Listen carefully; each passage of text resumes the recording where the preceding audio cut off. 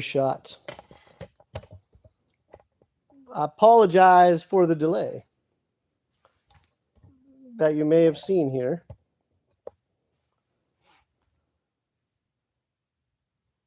But yeah, sorry about that.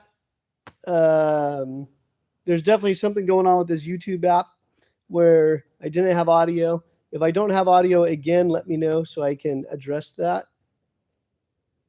And yeah.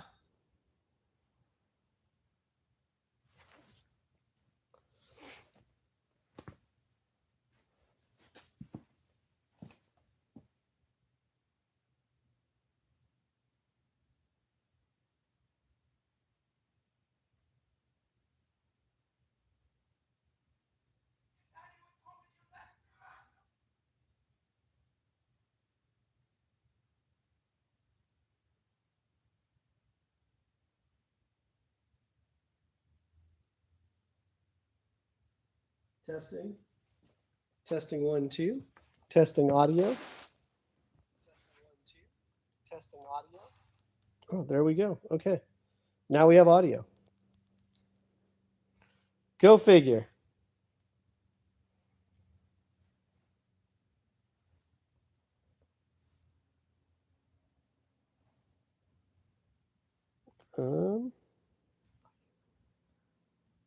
Audio is back.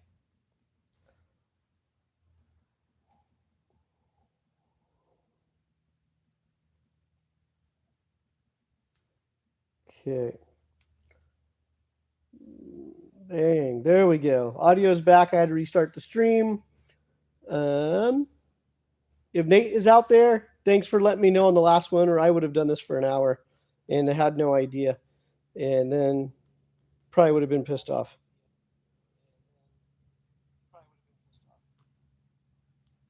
Not that many people want to hear me anyway. But here we are. In the Extra Kart Parts shop, we have the CTS chassis here. CTS. I've got a bunch of projects going on in the background. But basically what we're going to do with this one is I'm pulling the engine off. The Honda CR80. I need to go through the engine. This poor chassis has been abused. It's set outside, so you can see how everything is just rusted, sat outside, neglected. You know, somebody installed freeline brake and throttle pedals, top cart spindles, the whole thing. So, because it's a CTS and I love CTS carts, I'm going to tear this cart down, and I don't know if I'm going to restore it, keep it, sell it. I mean, I guess everything is always for sale, but at this exact moment, the biggest thing is getting her torn down, cleaning it, measuring the chassis, putting it on a table, making sure she's straight. But yeah, I really wanted the engine. So Honda CR80. Now here's a quick little tip for you. If you're buying engines, I don't care what it is, and the customer says, oh, it was freshly rebuilt, right? So over the phone, I was told this was freshly rebuilt. I mean, this was freshly ran through the mud. So, but nonetheless, I still wanted the cart. We were able to still compromise on a price, but I really wanted the hard parts on the engine because the Honda CR80s are becoming more and more unavailable on parts. I like the 80s. It's a nostalgia thing, probably a little bit stupid. I almost thought about starting a website called, HondaCR80.com or something stupid, but I don't have enough of that inventory for its own dedicated website. But I do have enough ambition and ADHD-ness to tackle these projects. So that's what we're going to do. Bear with me. I need to find some gloves because this thing's a pig.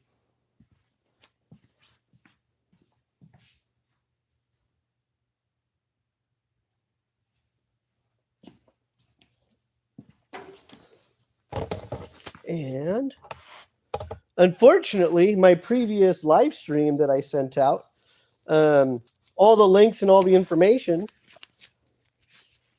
that I sent out it was just a corrupted thing. And that's one thing, I'm going to bitch about this with YouTube. But that's definitely something they need to work on. I've had a number of problems with streaming, audio, camera angles, and it's happened to me on 3 different devices. So you could say it's user error.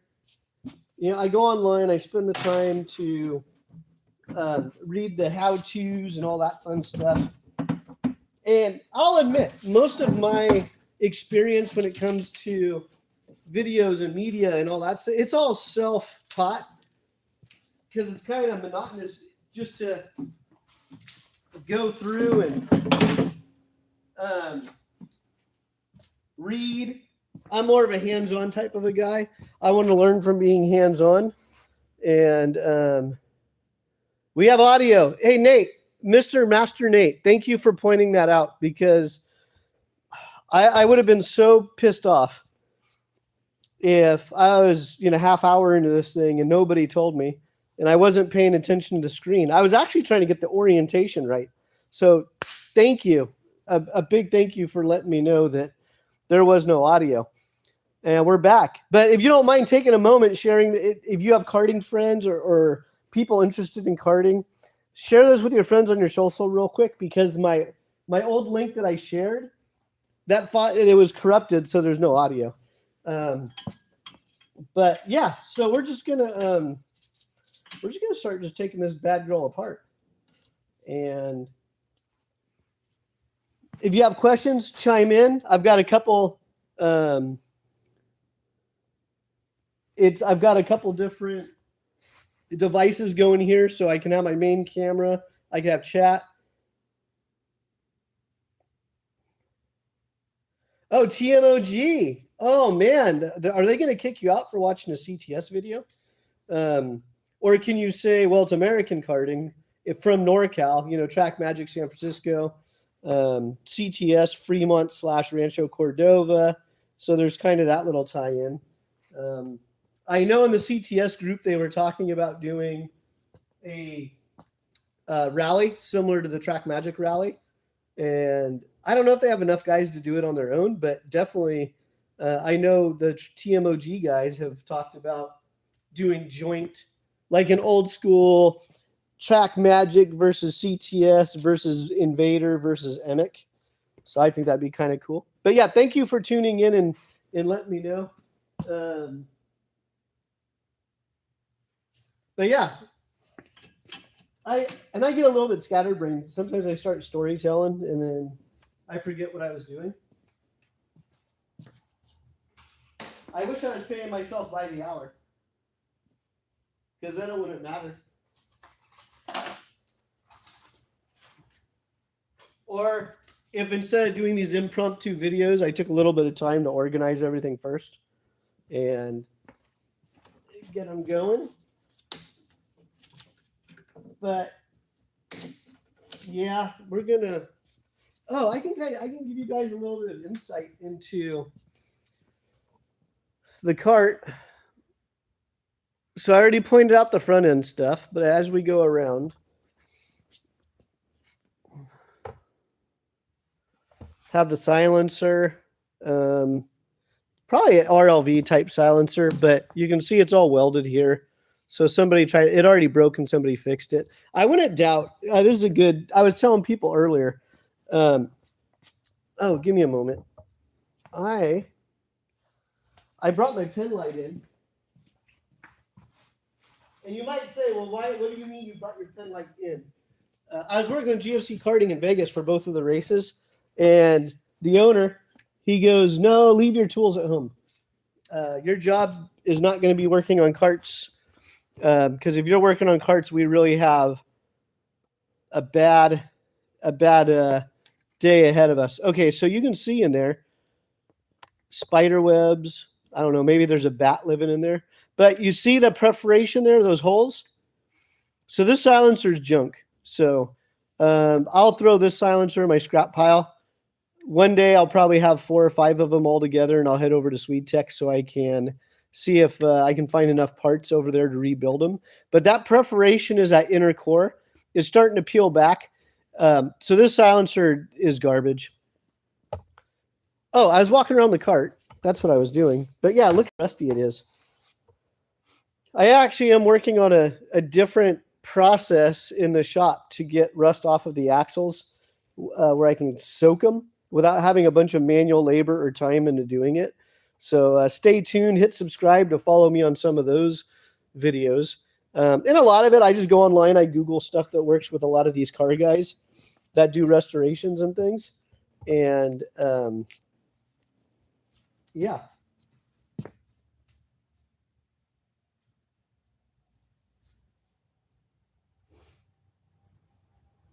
Let's see. Thanks, Nate. I appreciate that. I know sometimes I do ramble and get lost, and I enjoy making them too. Maybe one of these days I'll get smart enough to figure out how to monetize some of this stuff. But at the end of the day, getting good information out there, and maybe it's bad information, who knows? But it's, let's say, information. I'm getting information out there. But then, yeah, again, this was just kind of an impromptu thing.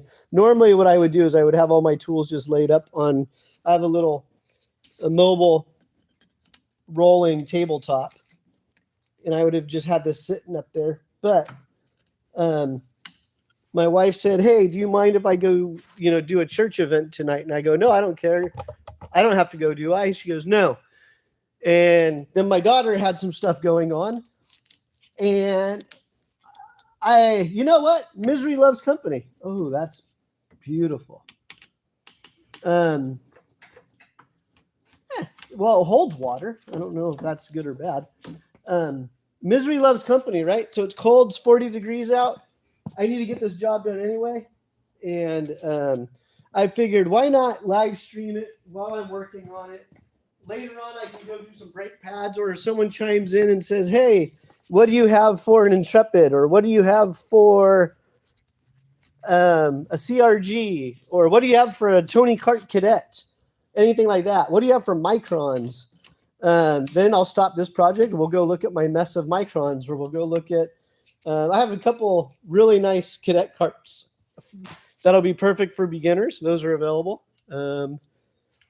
Let's see here. But yeah, if you're tuning in, take a moment, share this live stream on your social real quick. And earlier, it showed I had some people waiting for the last stream, and again, no audio. So what was I looking for? 5 mil. 5 millimeters. So yeah, just seeing what this thing is all about. Oh, you know what I could use? Have you guys seen these things? I always forget about them. I never try to sell them. I have 3 of them, which is kind of ironic. It's just me that works here. Well, that's not true. Walter helps me out when he's allowed to with his work schedule. He'll come help me out with stuff. But why is this? I'm afraid of this. This seat is going to be for sale. $40, extra large tillet, $40. That was what I was trying to point out. My service tray.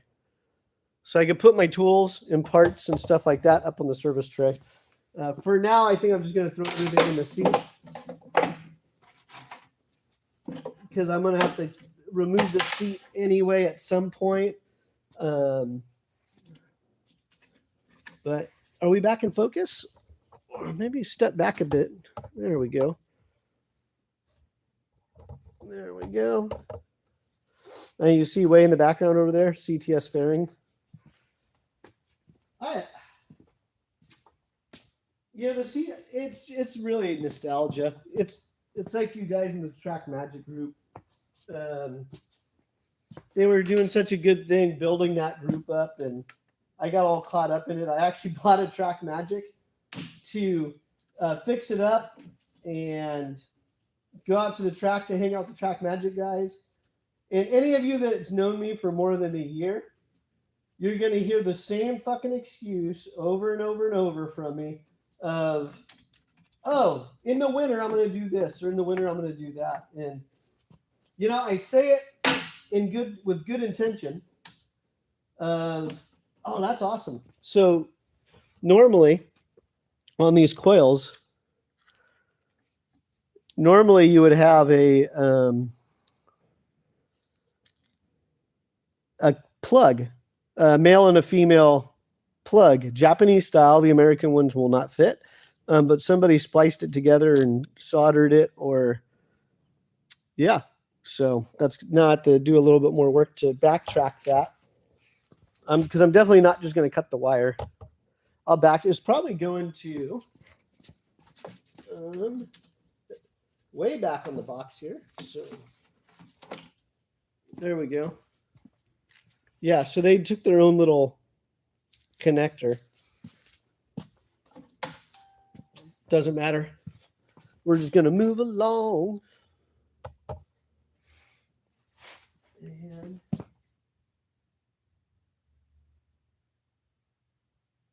let's see.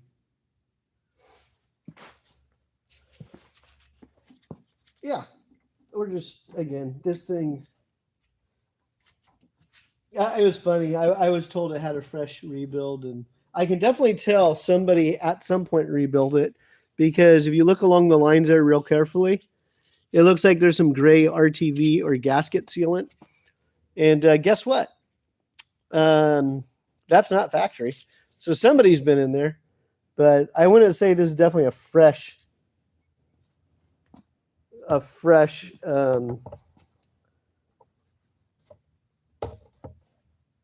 rebuild by any means. So, oh, I already pulled the head. So I'm going to show you some of the things to look for when you're doing this stuff.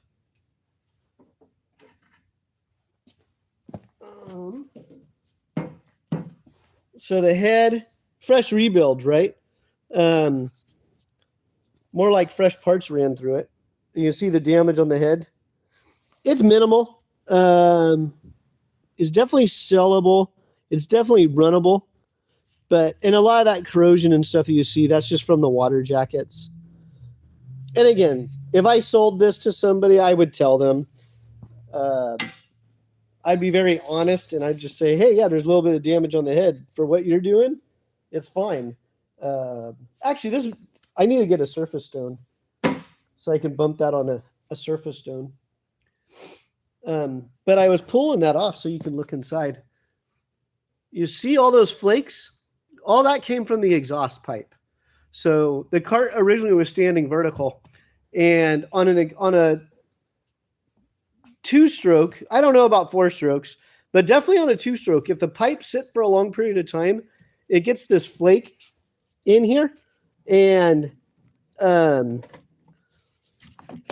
what'll happen is it'll drop into the engine if you store it vertically. So before you ever buy a cart and fire it up and the guy goes, oh, it's freshly rebuilt, you know what? Don't assume they're complete liars. Just assume they're liars or they don't know. And it's not freshly rebuilt. So at bare minimum, pull the head. Make sure you have a gasket. If it's a blueprinted engine, a lot of times they had O-rings. But again, do your due diligence. If you're not comfortable doing it, I do offer the service if it's local. Or if you want to fly to Hawaii, if there's a cart you want to buy in Hawaii, I would be available for rent to go to Hawaii and inspect carts for you, or anywhere else tropical, especially from November to January. That's always a service.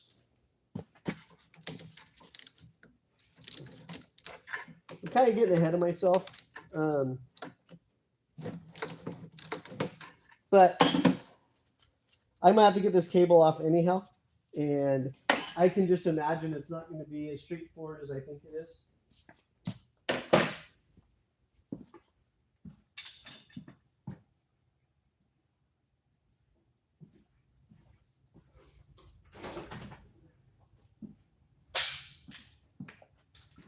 If you want to keep these videos rolling on a more regular basis, consider a small donation to Extra Kart Parts, either via a purchase or you can send me just a donation through Venmo or PayPal to Extra Kart Parts. I won't turn down the money.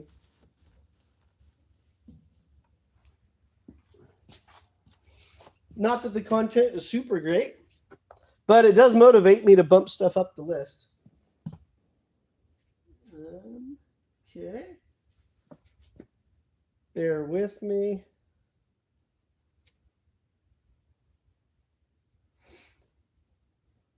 I'm just double checking I still have audio and everything going on.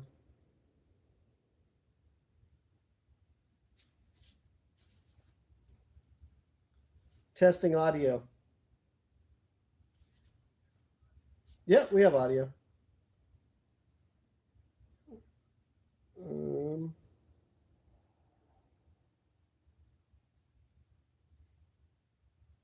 All right, I'm just checking the chats real quick.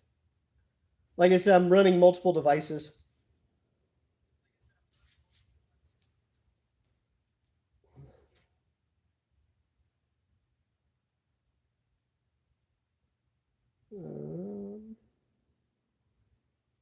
Okay, there we go.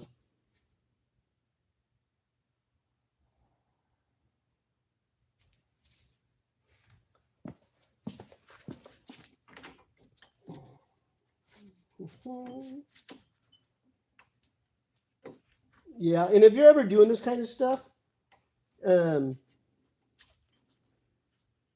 don't ever throw anything away. So this isn't even the original. Oh, that's actually pretty clever. That's not even the original clutch cable holder. It almost looks like somebody took a lock or a latch because there's a square hole in it and they just twisted it. So, yeah, that's that. Again, is it a huge deal? No, but it's just something to look for if you're buying a cart and, someone says, oh, this was professionally restored. Then, this has 0 time professionally restored. And instantly we can go, I don't think so. So what we'll have to do is spread. That's the other reason I'm doing this at night is I have 3 or 4 other carts. Oh, they did a pretty good job on that. I'm going to try not to stab myself. I have 3 or 4 other carts that have 80s on them. And the plan is to pull all the engines off, go through all the 80s, really inventory what I have. Because I have another 80 that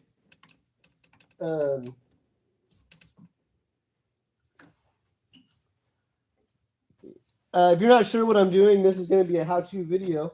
How to remove the clutch cable from your CR80 engine. But before I do that video, I need to massage the cable holder a little bit. Again, this is not correct.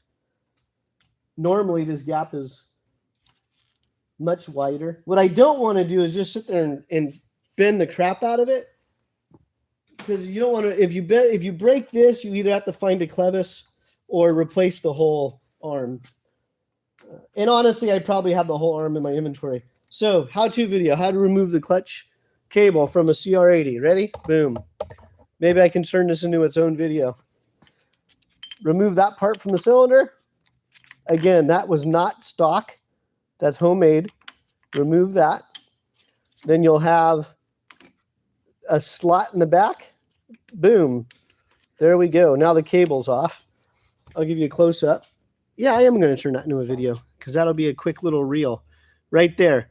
I deformed that because somebody pinched it closed. You don't pinch these closed, okay? If it's the proper barrel, if this is the proper barrel going on the CR80 engine, okay, then you don't need to crimp these shut. The cable and the barrel go through that groove, and then there's a larger hole that this will set in. So again, it's made for the cable to go through the groove, and then the barrel goes through the bigger hole at the bottom. So you don't need to bend it open and mess it up. Like I said, that'll be a how-to video. Oh, look at that. You know, it doesn't matter. I'm going to probably take the cases apart on this anyway. So normally, I would never normally do this on a customer engine where there's dirt and debris, etc. But is that missing a base gasket? Probably because it was freshly rebuilt. Remember, I bought this because it was freshly rebuilt. It has all the evidence of being freshly rebuilt. When I worked at SwedeTech, we on a regular basis to tell our customers your engine was freshly rebuilt, what we would do is leave them outside for 5 years. That was a normal practice on a freshly rebuilt engine. Oh, well.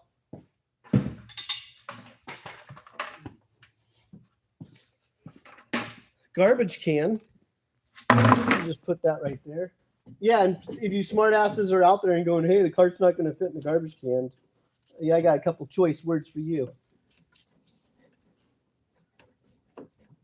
Okay, let's see what disaster awaits us.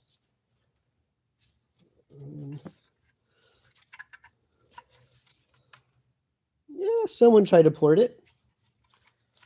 Oh, you know what? I wonder if ooh. I'm almost laughing. This might actually be, is this? I wonder if this was a cart I worked on a long time ago. I'm going to text the guy tomorrow. I don't remember if he has CTS or not. So we have the cylinder. It's off. My light's not real good from the camera right now, but you get an idea. I'm just roughly going through everything. Cylinder.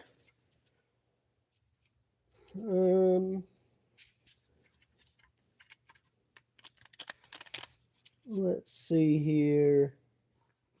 Yeah. Oh, what I was looking at. I was hoping this was a stock cylinder, unless it's a SwedeTech. SwedeTech and Walter. Though, if I know it's a SwedeTech or if I know it's a Walter, those are pretty sought after. Both of those companies do great work. Someone went in here and tried to do some work. You can kind of see the intakes are opened up, but that's about all. They kind of just did the intake. A little bit on the exhaust. A little cleanup on the transfers, but whatever. That's not why we're here right now. But what I was saying, normally, oh, nice. Normally, what we would be doing is, okay, wow, I wasn't trying to break the fuel line right off. You need some fuel line? That's normal too. Freshly rebuilt. So on a fresh rebuild, your fuel line should snap right off like that. Not really. But that's a good tip. The winter is a great time to go through and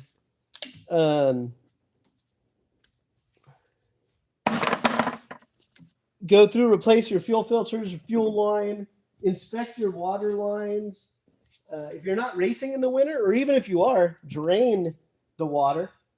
Because in a lot of areas, if it gets freezing, the weakest point in the engine is what's going to fail if it freezes. I'm trying to think on the CR80s if I've ever seen a frozen one. And I can't say I've seen a frozen CR80. Frozen Road taxes. Oh, this thing's fucking terrible. Excuse my language. Road taxes, yeah, frozen. Not frozen. Yeah, frozen. Those will crack the cylinders. Usually that's the weak link.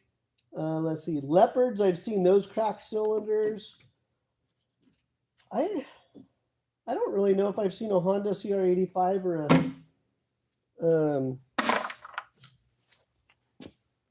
125 break or crack in the winter.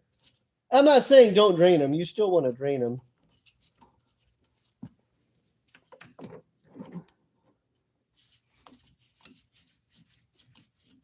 I don't know. Is there someone out there that actually wants this air filter? I mean, is it worth telling someone, oh, $10 for the air filter? I mean, I guess it is if they're going to like load up a box and spend a couple of $100. But if they only want the air filter for $10 and nothing else, I guess I can mail it to you. You can PayPal me. Shipping will probably be about $15 for a filter that size if I do priority mail. I don't know what's dripping. That's not good.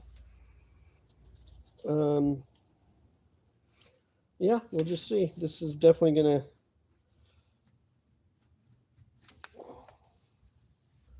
I mean, the bottom of the filter is not in bad shape. The top got all smashed. I wonder why they did that. Oh well. Mikuni. I'm pretty sure this is one of the good ones.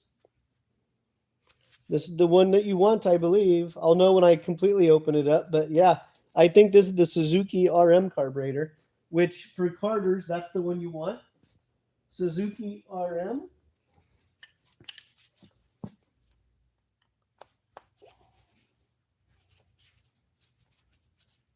There's a couple of, yeah, that's the one of choice.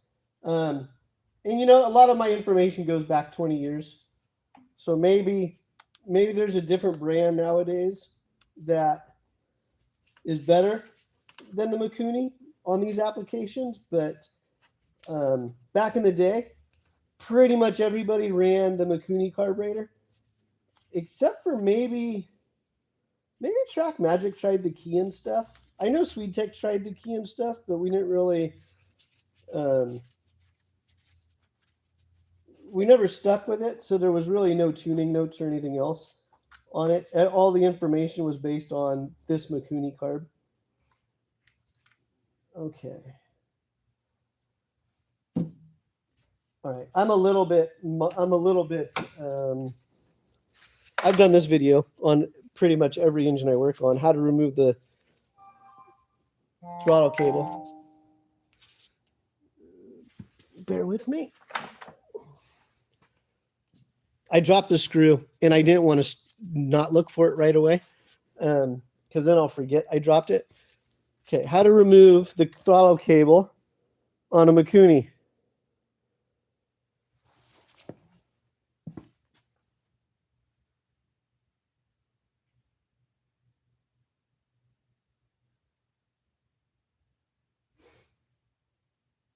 Oh, thank you, Nate, on the rear bumpers.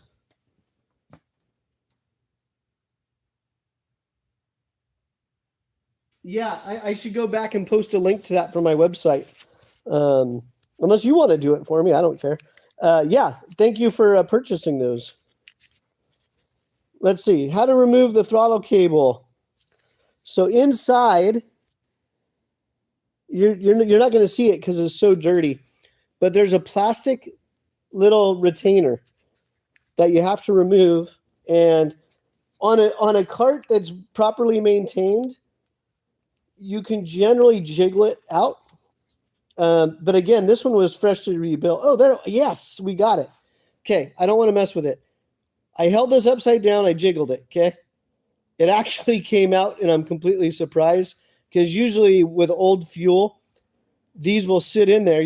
that's the normal color, that neon yellow, neon green. But you see how dirty it was. I was afraid it was going to be glued in with old fuel and oil.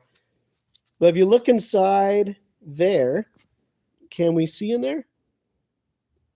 I'm kind of digging this new camera. So you look inside, you see that little groove. That ball goes inside the groove. So I'm just holding everything together with my thumb so we don't launch the spring and the retainer across the room. Because if you've seen my shop, that's going to become another all-day project, looking for a $3 plastic retainer. So I hold everything with the thumb. I usually put the slot up. It doesn't matter where you put it. But for me, I just know where it's going to be. Oh, I lost it. Oh, I lost it. I was going to try to show you. Give me a second here. Okay. Spring is in my left hand. Retainer is in my right hand. Spring.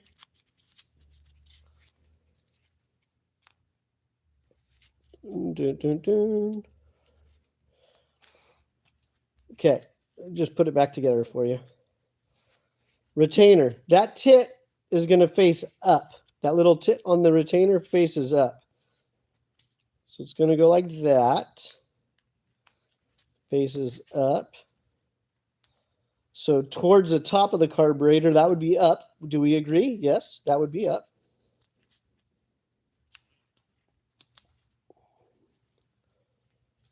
Okay.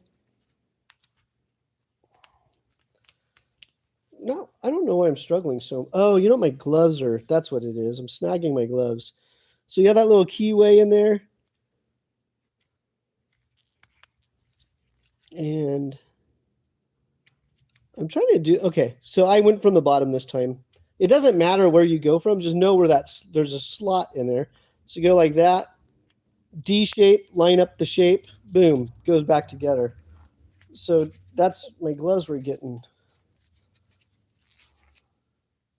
It was funny. We were in Vegas, and our team chef at GFC Karting, he asked me if I had rubber gloves. And at first, I didn't want to give him my rubber gloves. I'm protective of my rubber gloves because I don't know if, I mean, a lot of karting mechanics would kind of mooch your stuff and your tools and not buy their own. So I didn't want to give up my rubber gloves, but he is the team chef. I want the guy handling my food to have gloves if that's what he wants. So I gave him my gloves, and he has bigger hands than I have. And he brings them back, and he goes, "Hey, man, I asked for men gloves, not these little kid gloves." And they were all torn because his hands wouldn't fit in there. And then when I was watching him prep everything, the reason he wanted the gloves, he was marinating chicken. It's like, oh, that's a good reason. If you're marinating chicken and you don't want to spread contaminations. So, yeah. But there we go. Just wiggle it a little bit. Find the groove.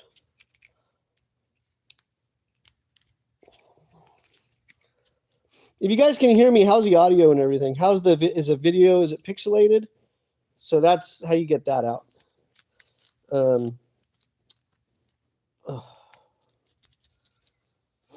Okay, this throttle cable shot anyway. I don't ever do this, okay? I don't ever do this. But everything's getting replaced anyway. I'm not even going to tell you what I did because I don't ever do it. I'm not going to tell you what I did. But let's just say I got the cap off a lot faster because somebody used the wrong throttle cable.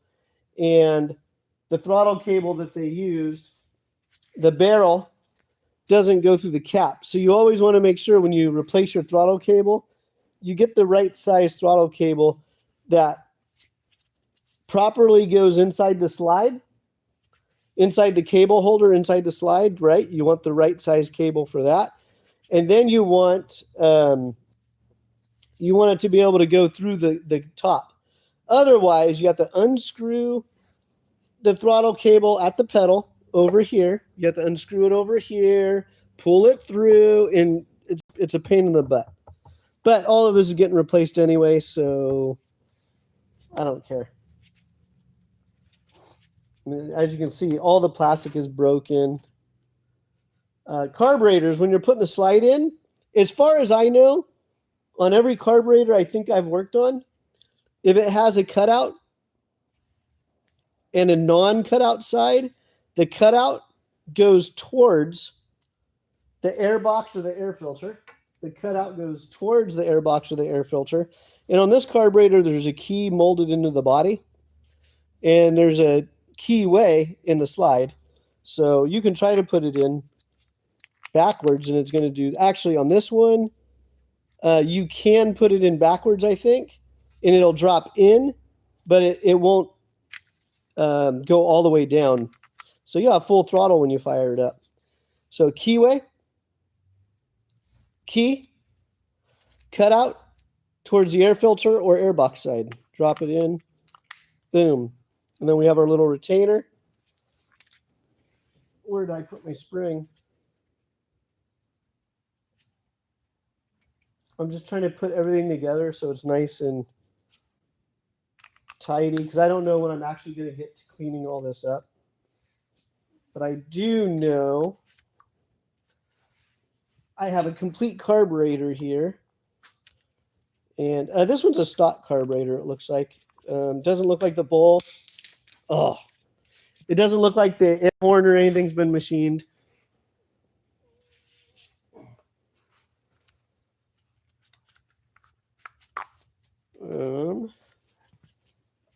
Nate, you still with us?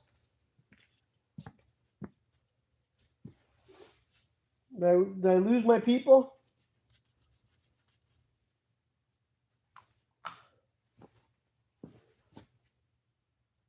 Let's see.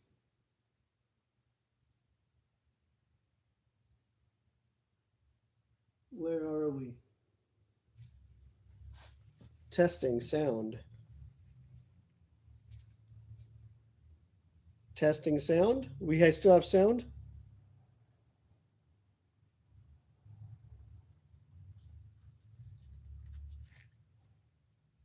Oh, I lost it somewhere. So keyway. Key. Cut out towards. Oh. Bear with me. Bear with me. Oh, we are okay. So we have sound. Good. Oh, we are okay. So we have sound. Good. Now we're in a loop. Loop it.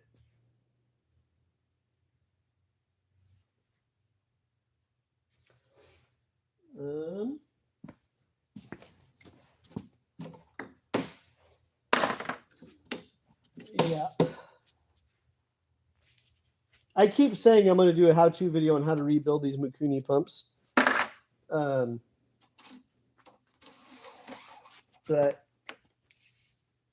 yeah, and all, like I said, I'm just, I'm not even a glorified salvage yard. I could say I'm glorified salvage yard if I was a little bit more organized and people could walk in like they're going to a grocery store and go right to the shelf and look for something they need. But that is pretty much my gig. I do have access to new chassis. I can do the new chassis thing, but we have other shops in the area that is their business model. They do the new chassis. Well, apparently there was water in there. Everything was loose, but there's water.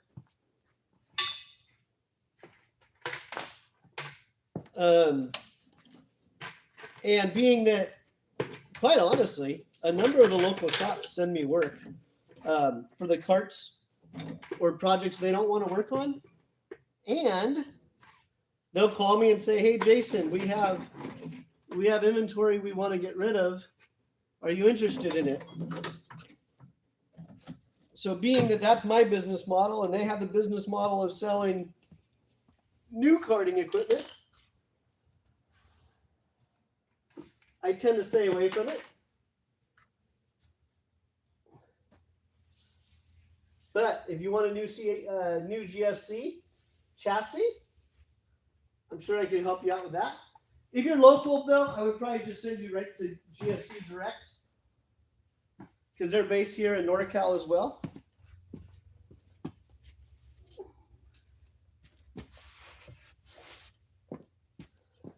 So yeah, I get frustrated sometimes working on old stuff, and for a while I was getting a little frustrated because I kept seeing Burrells come through the shop. There's a lot of Burrells in Northern California, but again, the reason I get a lot of the work is even the Burrell shops don't want to work on some of the older stuff because it's harder to get the parts. It's sourcing everything. It's time versus money. I'm rambling because I spilled some water and I wanted to clean it up real quick. Because that's all I need is a fall, break my ass. All right. What else do you guys want to see? Just let me know in the chat room. Otherwise, I'm going to check in on the chats every couple minutes. Otherwise, I am just going to keep plugging away here. Yeah. So in the chat, Nate was talking about these, the TM, that's Track Magic. And I designed a retrofit kit for, I can't show you on this particular cart, but I can show you on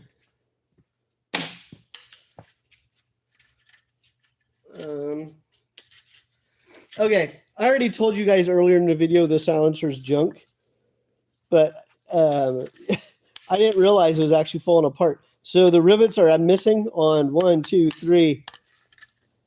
3 of the 6 rivets are missing or pulled through the pipe. The end cap has been welded. The core is broken. You know what? I mean, maybe if there's a do-it-yourselfer out there that wanted to pay me $20 for this thing, as is, I would get rid of it. But I would tell them, hey, it needs some work. And believe it or not, I mean, I do have customers that they'll do something with that, or they have a similar silencer, but they need this piece. Yeah. Again, I'm a motorsports recycler. Oh, I have them over here. Perfect.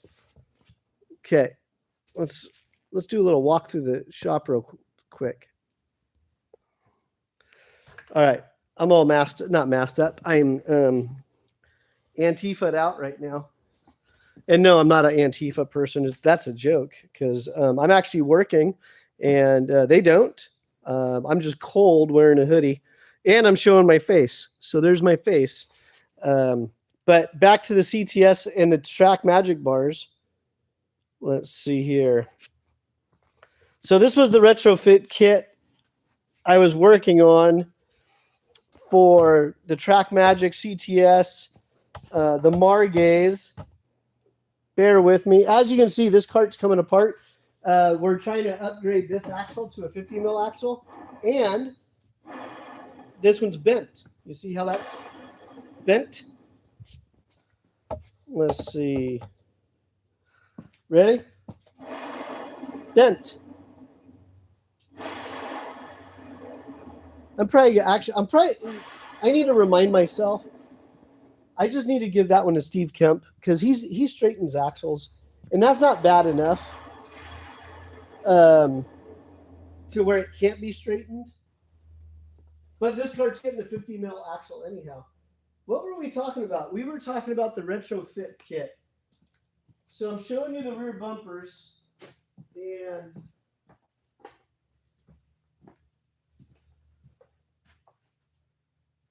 the retrofit kit. So the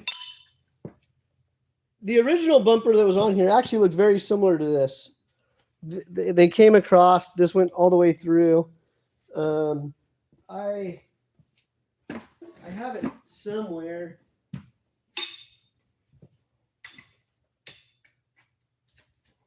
Yeah.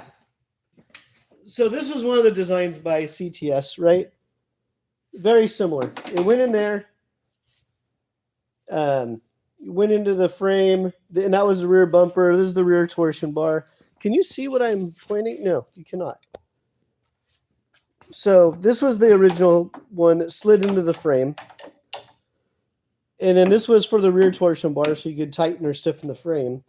Well, and in hindsight, I could have used the original bumper. You know what? I might still be able to. Ooh, that's something to look at. I might keep that. Well, I'm keeping it. But so the retrofit kit. It started off for the Track Magic. It happened to fit the CTS. This is just the mock-up phase, so don't judge me. I'm just mocking these up right now. But is that in view? No. We'll go like this. Okay. So you cut it to the length that you need this bar. You take the plate, and the plates are going to slide on like so. Okay? So the plate slides on like so. And then, depending on the height of the rear bumper, everything is offset on these. So depending on the height of now this one's way too high, but it's just going to give you an idea of what we're going to do. It needs to be cut about 3 inches down. That'll lower the bumper. And there's other things we can do to lower it. But so then these plates slide on to the tube, and then you can weld them into place. So the reason I have these made instead of not making them myself is I don't have a nice way to make these plates and bend the bars and make it look clean. So I came up with this retrofit kit. So if you have those old school rear bumpers on the Track Magic CTS, Margay, that come out of the frame at an angle, then this retrofit kit, that's I think I have them online for $99. Then it allows you to mock that up.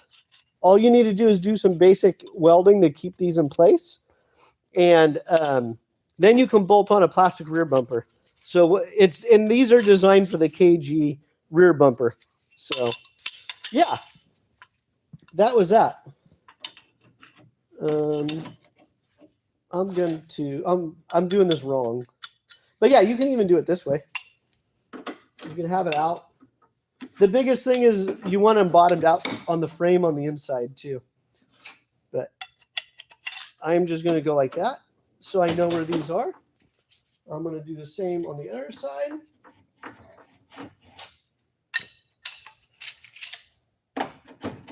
There we go. Put those down so you don't put a hole in your leg. Bam. But those are on the website, extrakartparts.com.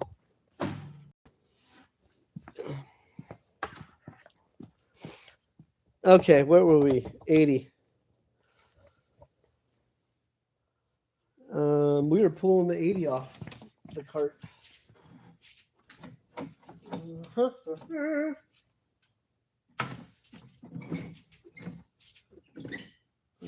What I'm doing is looking for the master leg.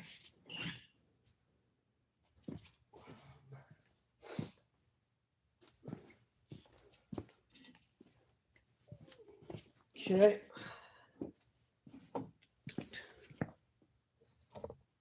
Yeah, I'm kind of enjoying,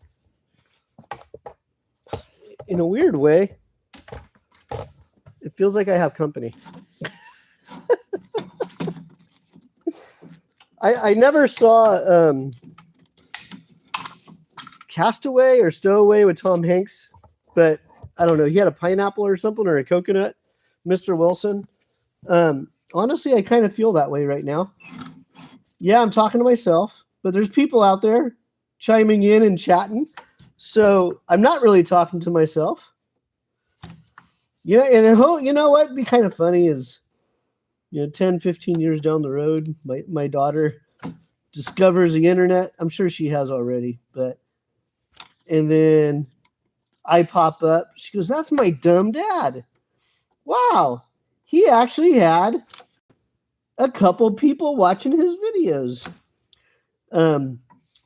Yeah. Actually, funny story. Oh, yeah, you see how rusty this is. The reason I'm just not giving a shit about this master link is, as you can see, I'm not going to use this chain anyway. Now, if you're an arts person or metal art or a sculptor and you want any of the stuff I'm going to throw out, let me know. Put it in the chat or let me know. And pay for the shipping, and you can have this stuff. And I don't know, you can weld it up and make a cool metal sculpture. I actually have a whole box of stuff because I told myself, oh, it'd be kind of cool. I'm not a fabricator at all, but I always thought, oh, it'd be kind of cool to learn how to weld on this kind of stuff. I mean, maybe not learn how to weld on rust,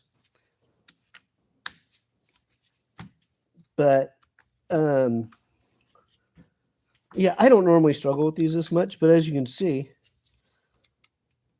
I don't know if this cart was in the bottom of a lake or what.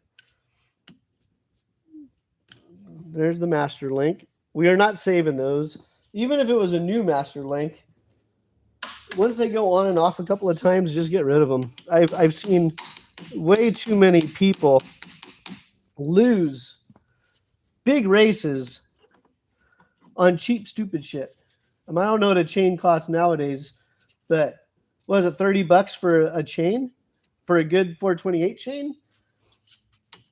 So, yeah,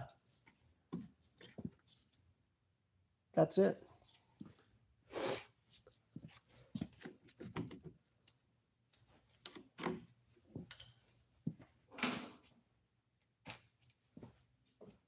Oh yeah, so fun little story. I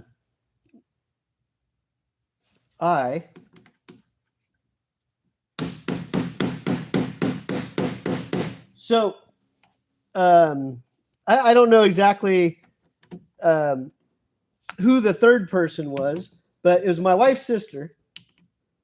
And I don't know if she was on the phone with my wife at that moment or she called my wife to tell her. But somebody that she had known, she was hanging out with somebody, and she heard my voice in the background, and she went to go and say, well, what are you doing talking to Jason? Me. And the person's like, I'm watching a video on karting. And it turned out that the person was watching one of my how-to videos from the NorCal Karters channel. And then she called my wife and said, hey, this is going to be so funny. But yeah, we have Jason on YouTube right now on a how-to video.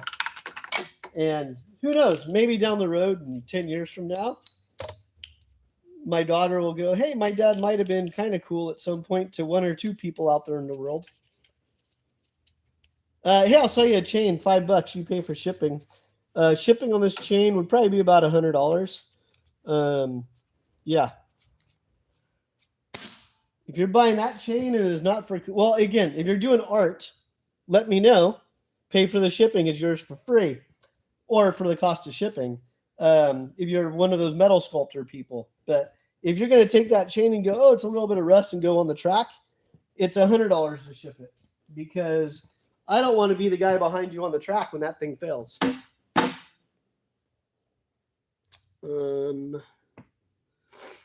Engine. We're still working on the engine, right?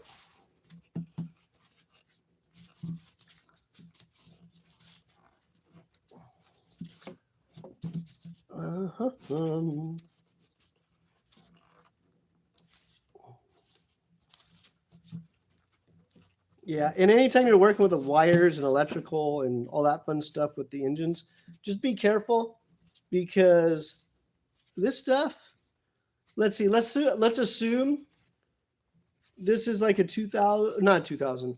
Let's assume it's a 95 to 98 bottom end, somewhere in that range. Let's say 95 because I'm bad at math. The wires are 30 years old. So keep that in mind. Be gentle with everything. Is this the wrong wire as well? No. Okay, that was fine. Yeah, I mean, this stuff is 30 years old now. And so be gentle with it.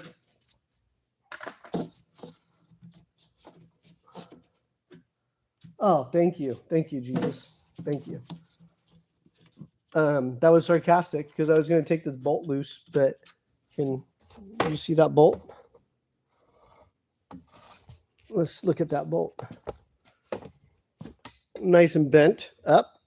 So that's probably just going to get cut off, or hopefully it'll twist off when I start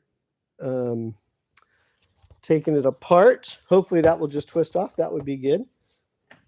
Let's go right there. And if anything you ever see in the video and you go, I need that for my cart, just let me know. I am in the business of selling stuff.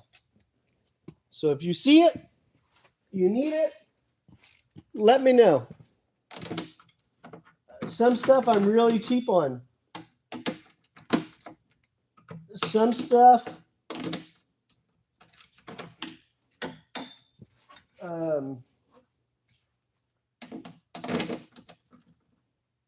depends on what it is. But yeah, some stuff I'm really cheap on. If it's stuff that no one else has and I have it, I'm probably not going to be cheap, but I will ask for fair value.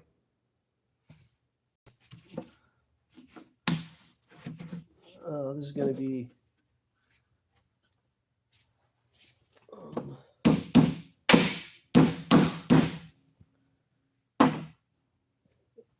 I don't want to flex it too hard because I do want to. I could probably. It's an extra large seat, so I could usually sell these all day long for $40 for a used one. So I don't want to damage the seat too much. Oh, the hacking gods might be with me. There we go. Nice Harbor Freight bolt.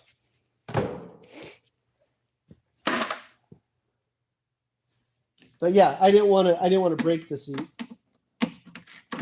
Trying to take this out.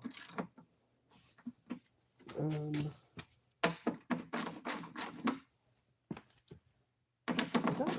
Oh, it is coming off. No.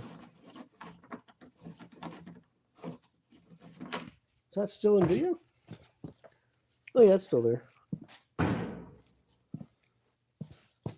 I can't see under.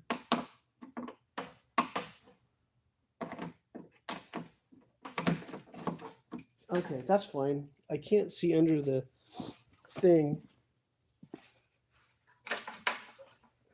Pretty sure it's an Allen on the inside, but it's so rusted and corroded.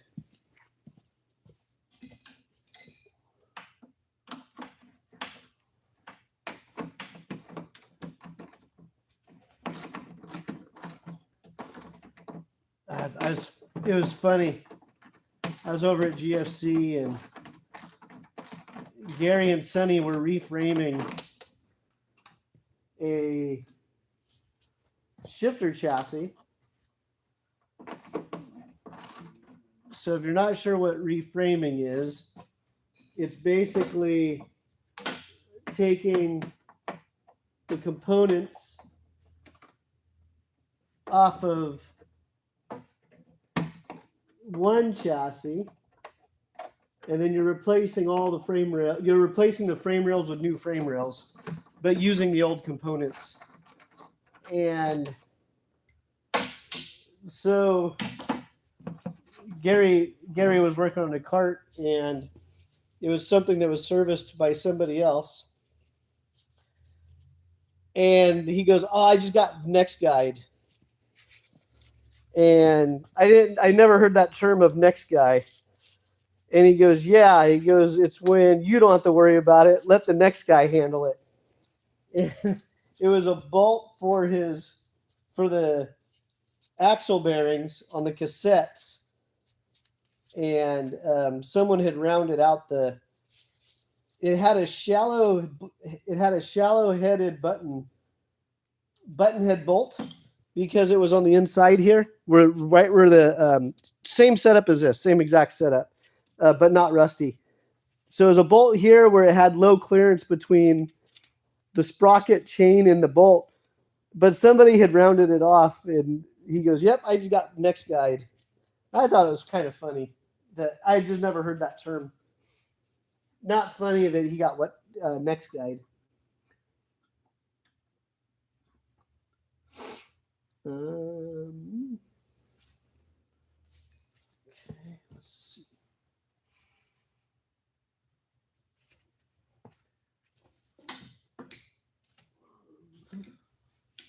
If you guys have questions or comments, post away. I think that's going to be. I always question myself on the Track Magics and CTSs because originally they were American or standard. Then they slowly went to metric on some of the stuff. And so I always question, like, well, is that really a 10 mil or is that something else?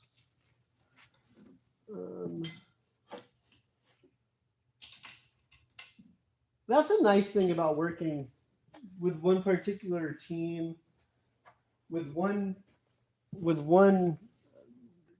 chassis or brand under the tent, is you start getting into the habit of knowing exactly what tools you need to do any job.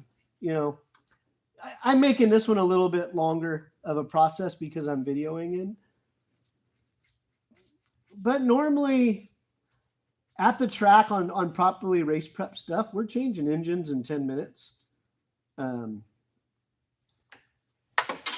know this is not, this is an older kart. It's been neglected. It's definitely not race prepped. And I'm just taking my sweet time talking to everybody on here.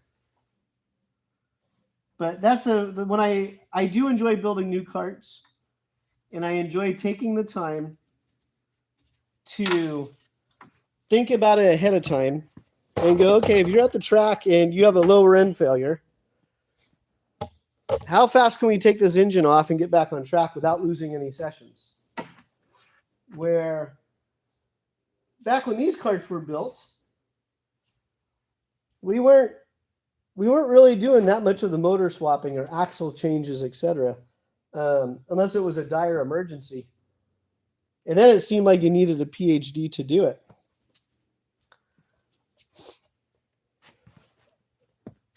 But nowadays, I mean, it should be a very fast, quick, accurate, efficient swap. Sorry, I was having a taste of my cold coffee.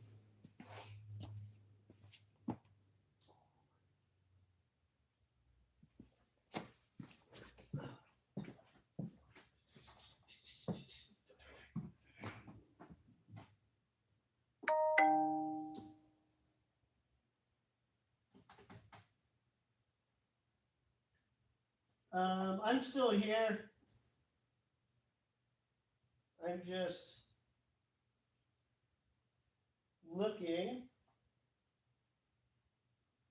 for, I don't remember on the CTSs if the bottom engine clamps, if they were 1/4-inch Allen bolts, or, to me, these are the best. These extended Allen handles. I love these things. They work great on wheel hubs, so it clears the wheel. That's the original reason I bought them.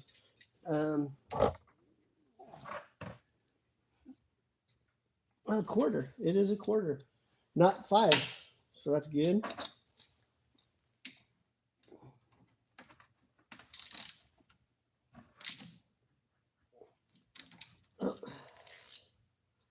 Righty tighty, lefty loosey.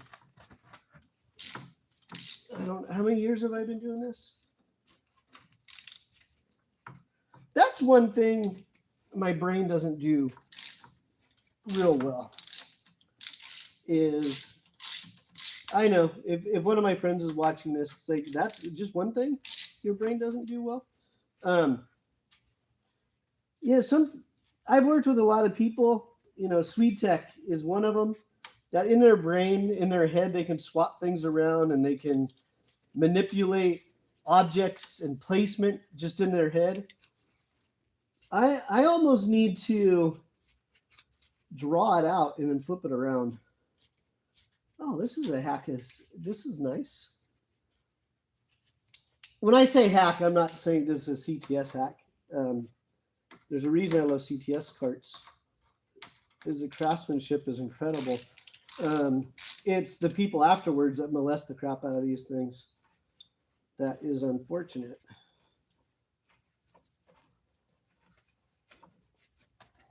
But you know what? I think a lot of it too is people buy carts.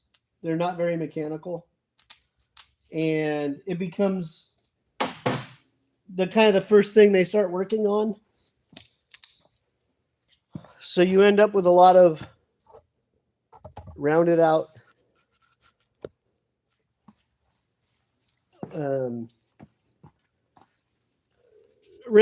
bolts and strip stuff and bent this but you know what? We all had a day one.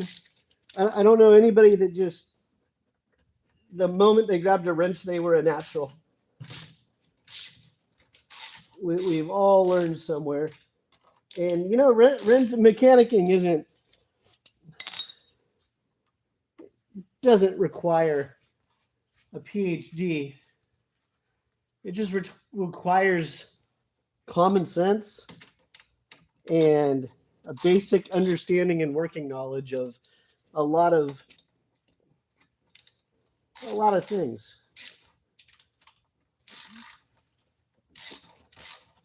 But yeah, if your Allen is loose in the bolt and you're trying to loosen it and you feel it starting to slip, stop. Stop, address the problem then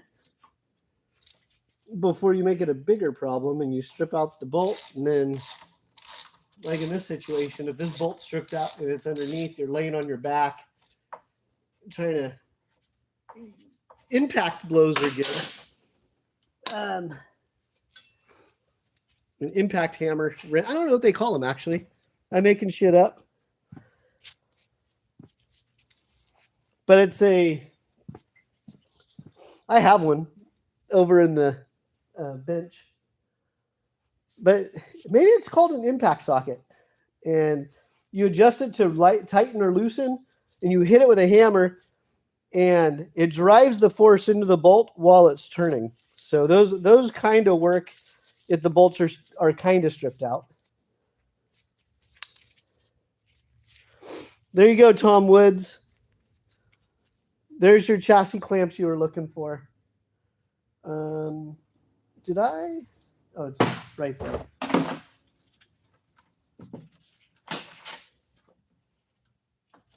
All right. That engine, that chassis keeps tilting on me.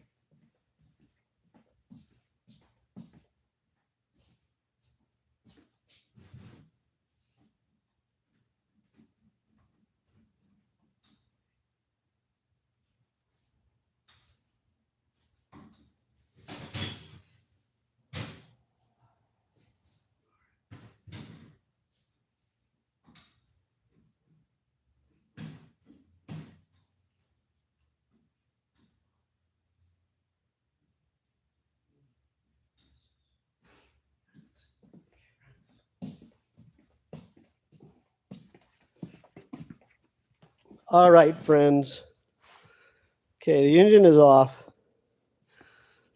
Okay, if that engine was freshly rebuilt, I think, I'm just taking an educated guess here. I'm thinking they freshly rebuilt that engine on the chassis. And if that's the case, then how do they split the cases?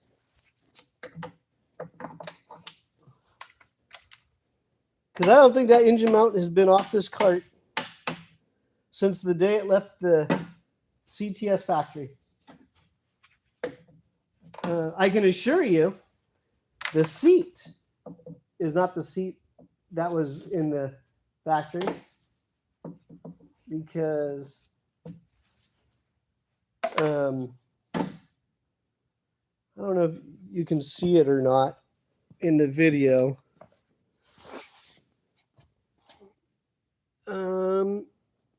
Yeah, there you go. Okay, the bottom of my camera, I'm trying to make the bottom of the camera parallel with the axle. Okay, so at the bottom of the camera is parallel with the axle. Yeah, I mean, Stevie Wonder did a pretty damn good job mounting that seat. I'm picking on Stevie Wonder. I just said I think he did a great job mounting that seat.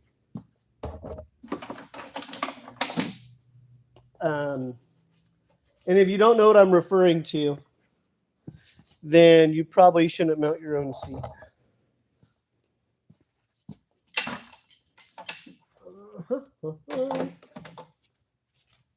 Okay, that is going to be quarter.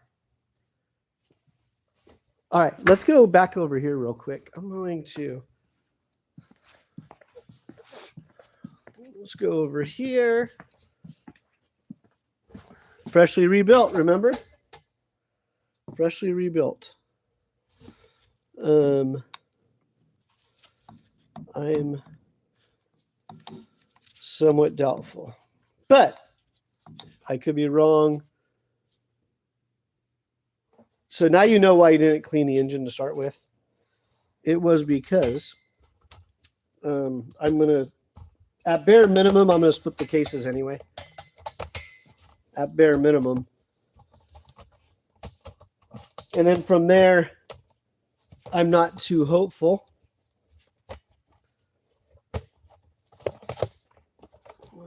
Okay, I'm just messing with my tripod. Tripoding it. But I can't easily, I got to take this cover off. Some of this stuff just cracks me up. And again, we didn't know, some of this stuff. I'm back. Yeah, we just didn't know. Kind of back in the day, everything was experimental. When I came into the game a little bit later, but the kind of the guys that invented shifter kart racing, I hate to say it, some of the stuff was just really hodgepodge. And I'm not saying it in a bad way or disparaging way or derogatory, but imagine all those people. Sorry, I get sidetracked a little bit.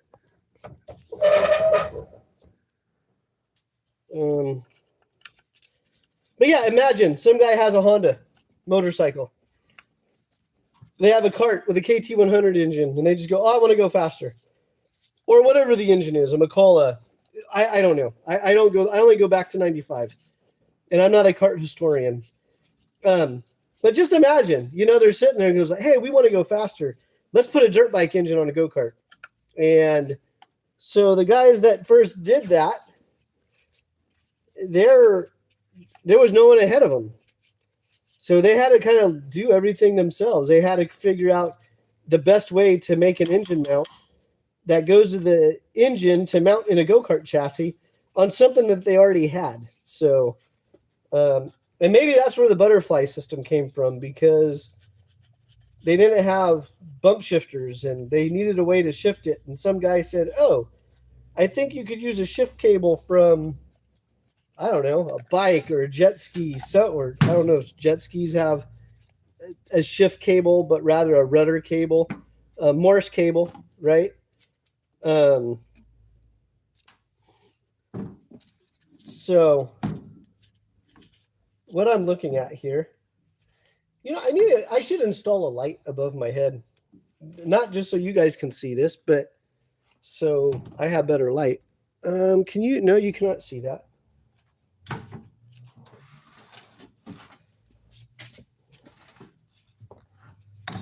You can see that. Yeah, you can see that.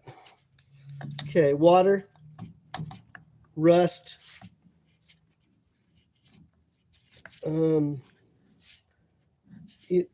Well, in all fairness, that might have been water from me when I lifted the cylinder, thinking everything was drained.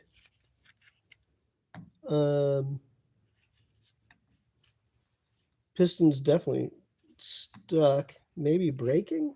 I'll need better light for this part right here. I mean, piston's shit anyway, so that doesn't matter. But oh, fun fact: some of your two-stroke racing oils, is the word hydroscopic? Is that the right word? Where it attracts water? I don't know if that's the right terminology or not, but it might be. Hydroscopic, where it attracts the water. So if you have two-stroke oil and you let them sit for a long period of time, they will attract water.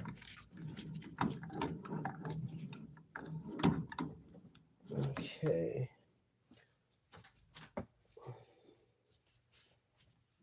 All right.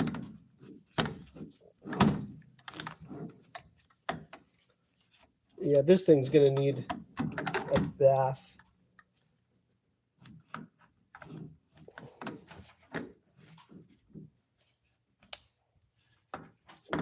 No. Oh, I'm not trying to really clean this. I'm just trying to see how easy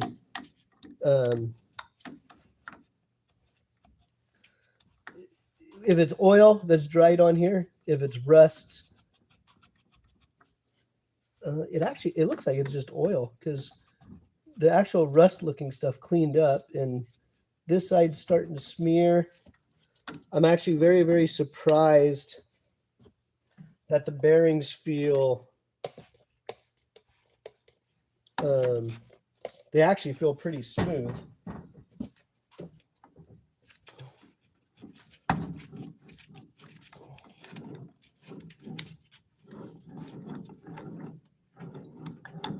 Yeah, they actually feel pretty smooth. Oh, I should have had that grounded. But for the future, don't ever, if you have your ignition box and everything plugged in, don't ever try to crank the engine over unless the spark plug is grounded. It doesn't have to be in the cylinder, but it has to be grounded because you don't want to short out your electrical system. And that's if you're trying to crank it over with the strap or off of the rear axle. Me just doing it by hand right here isn't going to be enough to build up a charge. You know what? Let's go put this back on the chassis. Let's pull the water pump cover and I've wanted to do this for a long time. I've done it many, many times where, oh yeah, this is going to be a good one. This will be good. This will be good.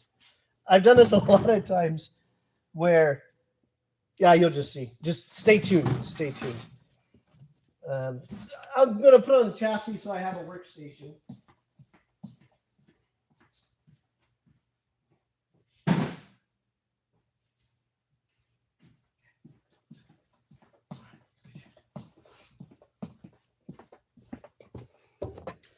That's my clean area. Solvent tanks, ultrasonic. Hey, if any of you have tips on an ultrasonic machine, I know with carburetors you have to be very careful with the internal gaskets and O-rings and seals. However,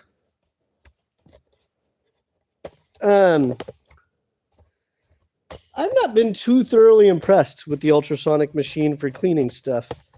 If anything, I've been a little bit underwhelmed with how discoloring and dirty it can get things. For example, carburetors that are porous.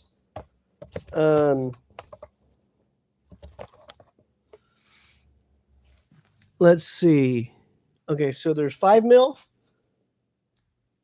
8 mil, and an 8 mil. Normally, the stock bolts that I'm used to is all 8 mil that look like that. Usually, one of these will be replaced with a 5 mil where the pipe mount goes.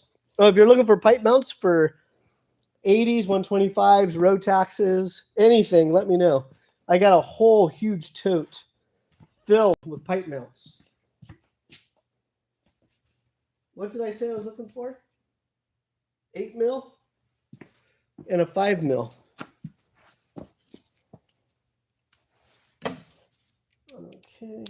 Okay. Okay. All right. So I don't want to ruin the surprise, but I'm kind of hoping.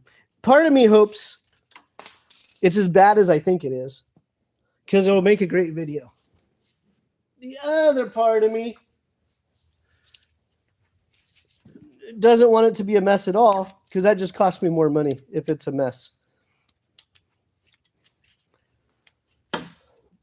Unless for some reason this video made me $150, then it would be worth it, because that's the replacement cost of the impeller shaft, seals, bearing. I'm kind of building it up, can't you tell? Oh, and if you never know where these things go or come out, I would always do a video of yourself taking this stuff apart. If it's a used engine, assume the person in front of you didn't know what they were doing. I think that's a safe bet, but do a video.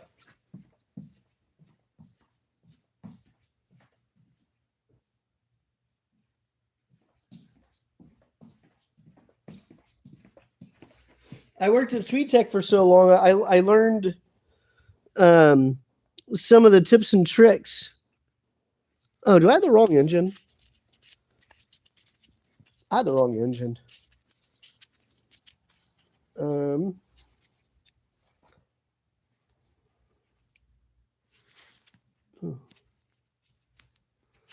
Well, that's not ideal. There's a little piece of metal shaving on that. When I say I have the wrong engine, you son of a bitch, I just got next guide. You saw me loosen that. Fuck me. I mean, yeah, kids aren't watching this. They're on RoboBlocks or something. So you know how I said it? And it's like, if you can't see it, I'll just redo it. Okay. These are not infinite tightening threads, right? So I tighten it. Right there is where the copper washer seats, right there, right? So I'm going to give a little bit more of a turn to there, but it's still not tightening. Now I'm doing a full rotation. It's not tightening. Those threads are fucked. So that's going to require a Healy coil or a time cert. But I'm glad I found that, because I'm doing this anyway. Do I need to pull that one out? No, not on this engine. Okay. Now, screwdrivers and aluminum parts don't go well. So be careful. You don't want to bang the shit out of it.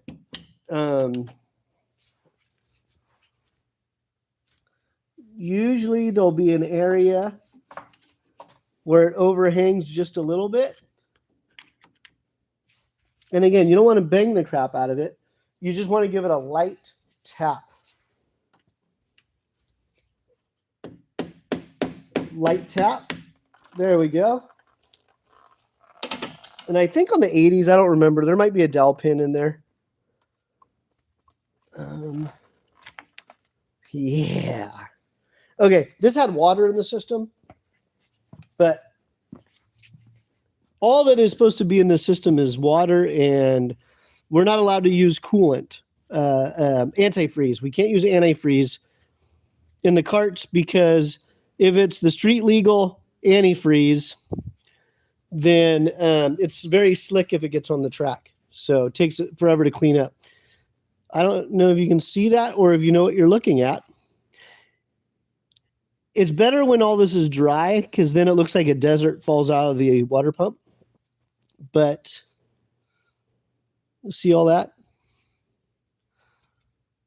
So this is a combination of I'm going to call it water wetter. I'm not picking on the Redline brand. That's just the generic term for when someone adds a non-antifreeze to their system. It helps lubricate the seals. It helps with electrolysis buildup. But as you can see, there's a lot of grit and sand. So a lot of times this is caused from either places that have terrible well water or terrible city water. And as it just builds up and accumulates and dries out. But yeah, that's not good. That's bad. That's like Taco Bell diarrhea bad right there. But yeah, it's grainy. So it's very grainy. I'm kind of glad I did that though, because I did one a couple of months ago and the whole thing was just packed with all this grime and grit and dried up electrolysis. Basically, electrolysis is when it's almost like a battery where you have two different metals. I think it's two different metals. And it starts reacting and creating that mess, and it starts reacting with the aluminum. And if it's in contact with steel as well. One of the best ways to get these gaskets off is I like a razor blade. And I'm not a genius when it comes to this stuff. I regurgitate a lot of stuff that I've learned over the years. And when it comes to shifter engines, I learned most of it with my experience with SweetTech Racing. Whether it was from the owner directly or some of our race teams that almost dropped my camera. Hold on. I was trying to not.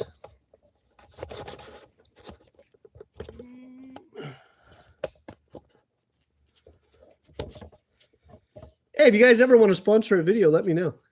We'll put your name, your business, whatever. Or if you just want to be an anonymous sponsor, you can send me funds to Venmo or PayPal. But yeah, a lot of it, again, I'm not some super genius. Just I spent a lot of time around the right people. And like the razor blade trick, this is one of the best ways to clean a gasket surface.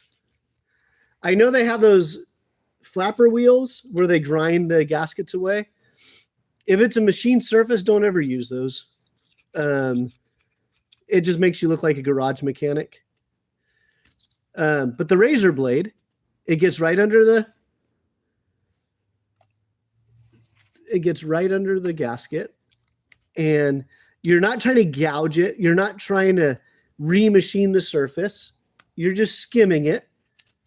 There is a feel to it. So you don't want to go, if it stops, stop. Don't sit there and, put 180 pounds behind a little razor blade in the aluminum case, because the aluminum case is going to lose. Then the razor blade's going to lose. I think I need more light. Trying to see. I'm kind of in a dead spot right here. I think that's going to be, that's better. Yeah, there we go.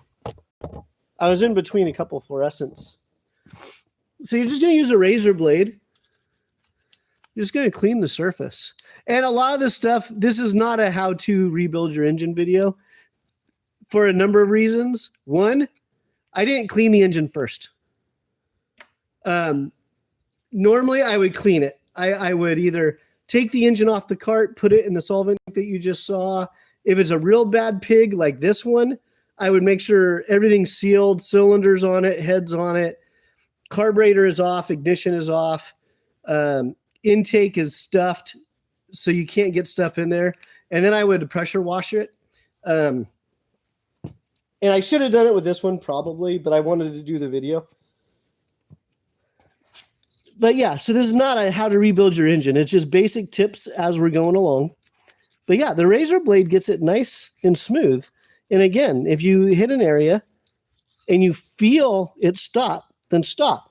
Sometimes what will happen is you can see it here actually. That's a little, is that from me? Let's find out. No, that was just,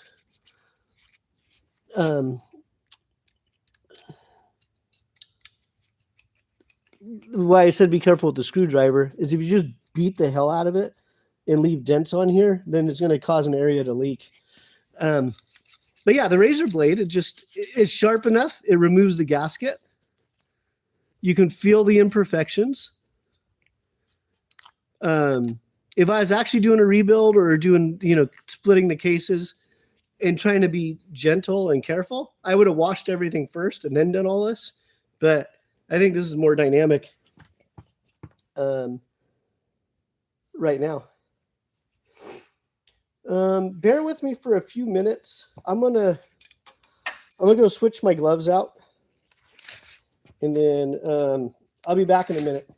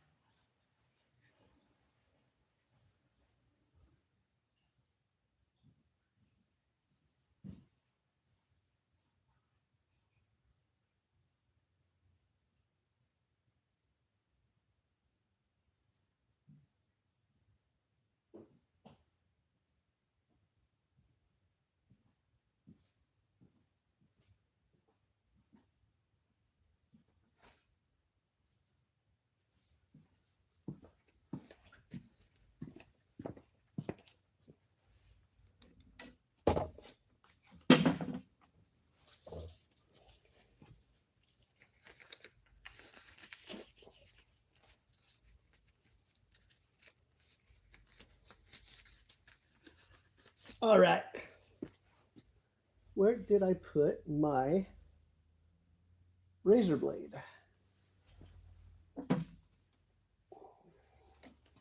Oh, there it is. So yeah, I was just talking about how use a razor blade to gently clean up the gasket surface. You don't want to dig in with just one side. You want to do it nice and even. And honestly, it's pretty simple once you get the feel of it. My daughter, she came in a couple months ago. She was helping with one of her engines, and I showed her this old trick, and she started doing it. And again, she is mechanical, but she's at the stage where she's learning everything. So if you're wondering why I just use the edge of the razor blade, I'm actually going between the impeller and the case. Not that it really matters at this point, but because all of this is going to come out anyhow.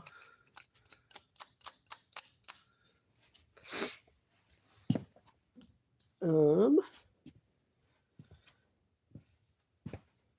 did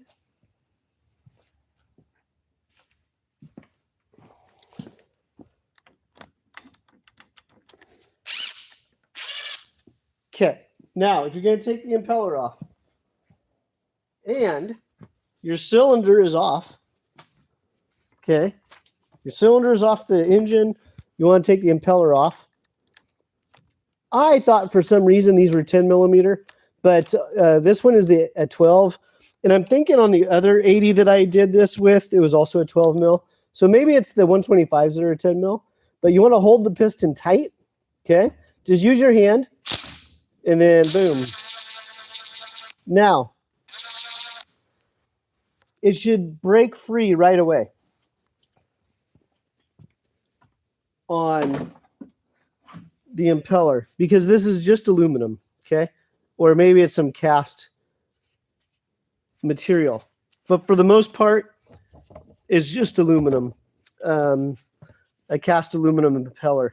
So you're not really using the impact to hammer it on and hammer it off. You're really using it just to get that initial shock and speed to loosen this up. If, again, just holding the piston. So you don't need to sit there and just and ratchet the shit out of it. I'm going to save the next video. Yeah, I'm probably going to... Should I do the impeller now or should I move on to something else? If someone's watching, let me know. Do you want to see the impeller removal or do you want to see something else? Free game, I guess we can say. The only reason I don't want to do the impeller right this second is it's going to take me longer to find the gaskets and the seals and to clean everything. So this might be a better video for where I prep everything ahead of time and then do it. Because I'm going to soak that. I have a solution. I soak the aluminum in to get them pretty clean. Actually, that's a good thing for the ultrasonic, is that type of stuff. But yeah, if there's something else you want to see around the shop, we could do a brake pad sorting. We do anything. We can even just sit there and clean tools. I can show you the different jobs going because my ADHD is on high alert. Sorry, I was getting a notification. But yeah, what I'm going to do with this cart, I'm just going to tear it all the way down. Then I'm going to put it on a vertical stand, so it's just kind of out of the way. And yeah, but I really wanted the engine off. So actually, with that being said, I know the engine needs to come off. This whole thing needs to get cleaned up pretty good. The good news is the main bearings felt pretty free. So that's the good news. So I could probably get away with splitting the cases, replacing the water pump seal. I'll have to pull everything out. If the impeller shaft is bad, I'm getting into the habit of just replacing them right away, because I've done too many of these where, for lack of a better term, and because I'm too honest, I cheap out, almost slap it together, I run it, and the fucking water pump seal leaks. So then I just basically got to do the work twice, because I was already in there to change the seal. Well, if there's any defect in the impeller shaft, you got to change the impeller shaft. It's just going to leak after 20, 30 minutes of runtime. So trust me, it's happened to me many, many, many, many times. Who wants to see me take a cart off a stand by myself when the battery on a one-man stand is dead?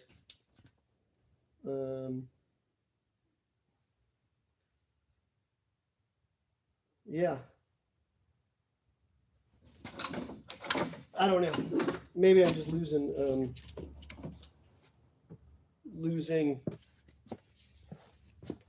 attention. Oops, sorry. Testing audio.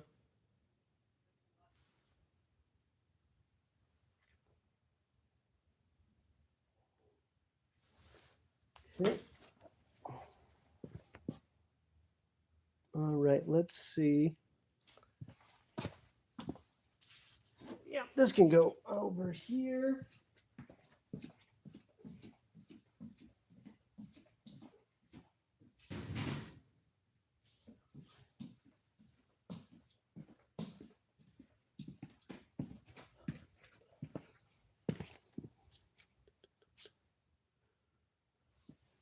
Let's see, what else? Ooh, I got this stand, my camera stand, pretty dirty.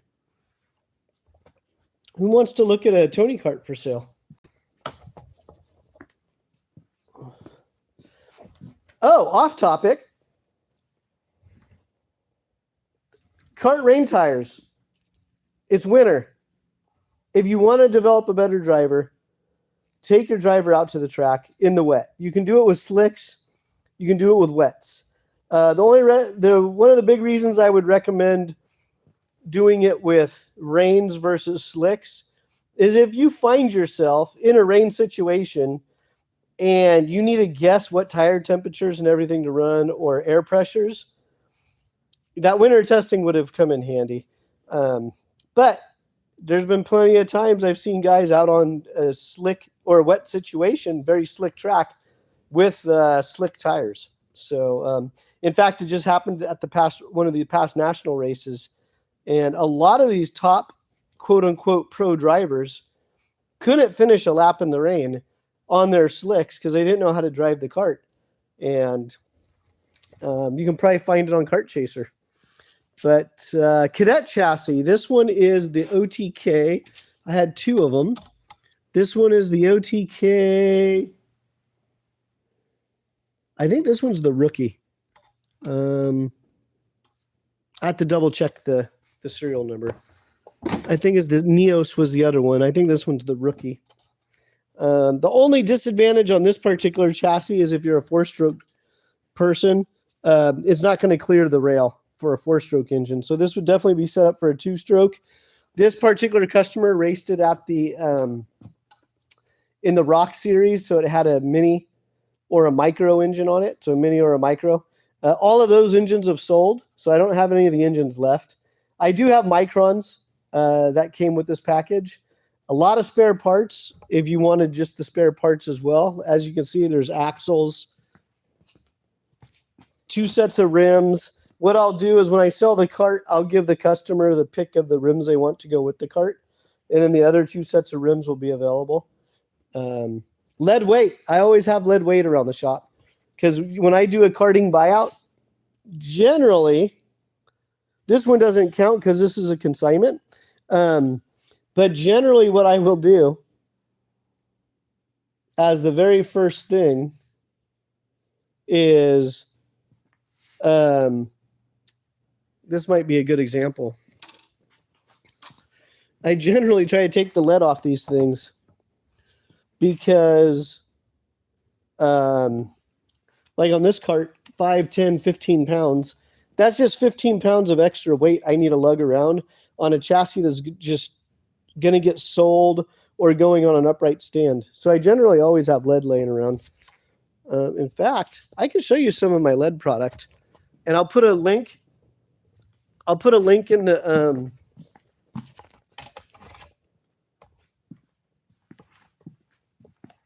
comments for my custom lead. Bear with me.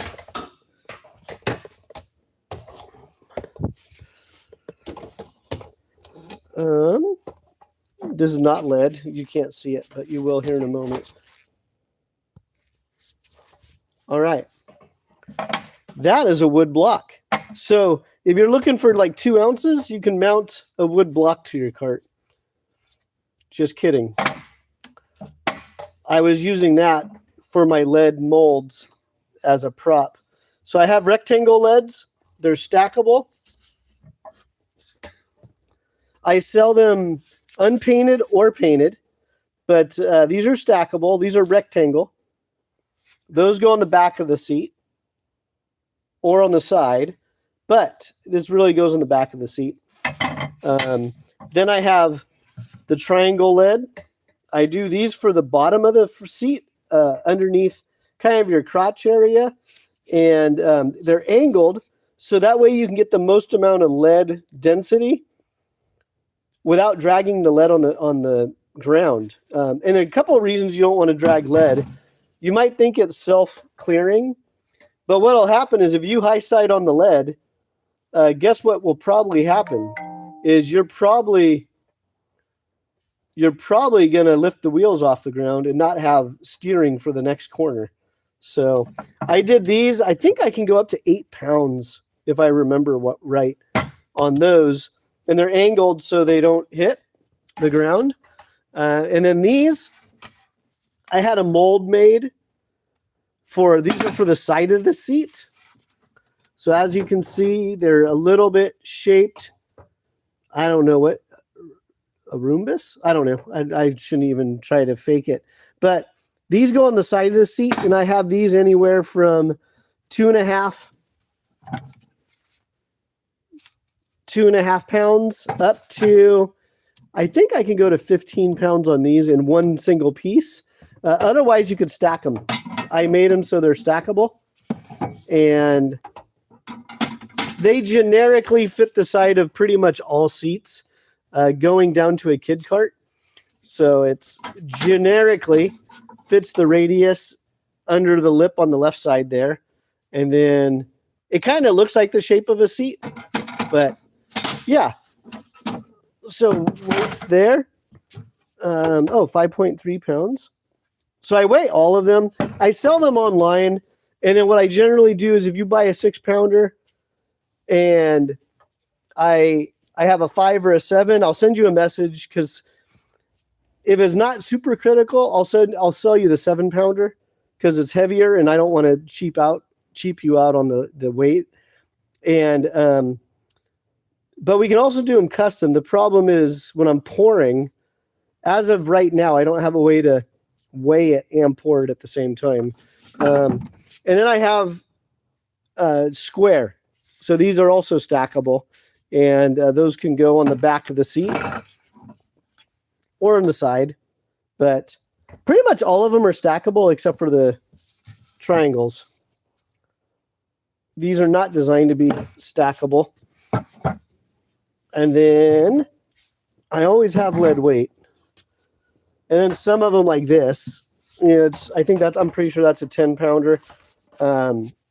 Again, I take them off the carts when I do the buyouts because I don't want to carry it around. Although while I'm doing the video, I'm going to curl it 3, 4, 5, 6, 7, 8, 9, 10. If you're one of my homies and you're watching and I'm complaining that my elbow hurts, remind me of that stupid video. A lot of lead weight in there. I haven't melted that stuff down because it's wrapped in tape or rubberized, and I don't want to breathe it. I know lead isn't. Lead's not good to breathe in general, but I definitely don't want to breathe lead and... Okay, this is going to get messy for a second because in the background is my recycle pile.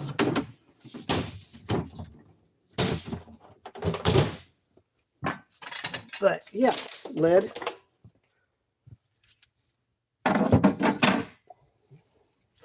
Lead. Actually, this is weird. I must have been in a rush because these are not stamped. I normally stamp them. If they're painted, I write on them. 5.3 pounds.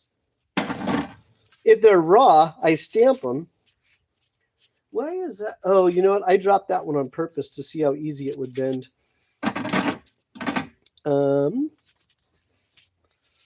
Yeah, that was getting towards the bottom of my run.